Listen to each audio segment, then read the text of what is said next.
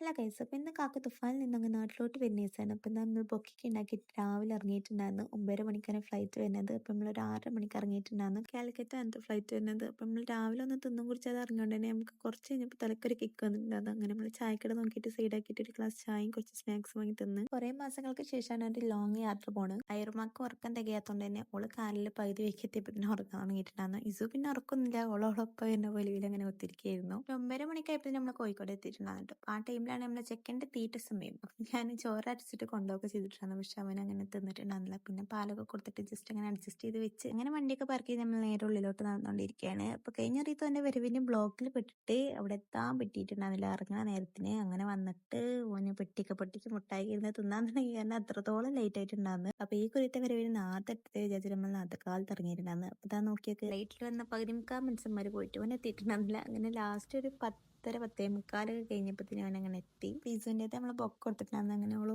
ഓടി പോയിട്ട് കൊടുത്തിട്ടുണ്ടായിരുന്നു. ഭയങ്കര രസമുണ്ടായിരുന്നു കേട്ടോ കാണാനായിട്ട് ആ മൊമെന്റ്. ഐറൂസ് പിന്നെ മാമാനെ കണ്ടൊരു ഷോക്കിലേക്ക് നിൽക്കുന്നു കേട്ടോ. അവൻ്റെ അടുത്ത് പാകം അന്തം വിട്ടിട്ടുണ്ടായിരുന്നു. പിന്നെ പോണ വഴിക്ക് അവന് ചായ കുടിക്കണം പറഞ്ഞിട്ട് നമ്മൾ വീണ്ടും ചായ കുടിക്കാനായിട്ട് ഇറങ്ങി. അപ്പോൾ നല്ല മസാല കടമുട്ടിരിക്കണം. അപ്പോൾ നമ്മൾ അത് വാങ്ങിയിട്ട് തിന്നിട്ടുണ്ടായിരുന്നു. അടുത്ത് നമ്മൾ ഹെവി ഫുഡ് കഴിക്കാനായിട്ട് ഇങ്ങോട്ട് കയറി. ഹോട്ടൽ സുൽത്താൻ പാലസിൽ കയറി. ഉള്ളിൽ കയറിയപ്പോൾ നല്ല ചുരുക്കുള്ള മീനുകളൊക്കെ ഉണ്ട്. അപ്പോൾ വെറുതെ വീഡിയോ എടുത്താണ്. അങ്ങനെ കൈയൊക്കെ വാഷ് ചെയ്തിട്ട് നമ്മളങ്ങനെ തിന്നാനിരിക്കുകയാണ്. അപ്പോൾ ഞങ്ങളെക്കായും ധൃതി ഇബിന് തിന്നാനാണ്. നമ്മള് അൽഫാം മന്തിയും ബീഫ് ബിരിയാണിയാണ് ഓർഡർ ചെയ്തിട്ടുണ്ടായിരുന്നത്. രണ്ടും അടിപൊളിയായിരുന്നു കേട്ടോ. ഒന്നിനൊന്നും വെച്ചെന്ന് പറയുന്ന മാതിരി. അങ്ങനെ പിന്നെ അതൊക്കെ ആസ്വദിച്ച് തിന്ന് നമ്മൾ നേരെ കുടിക്ക് പോയി.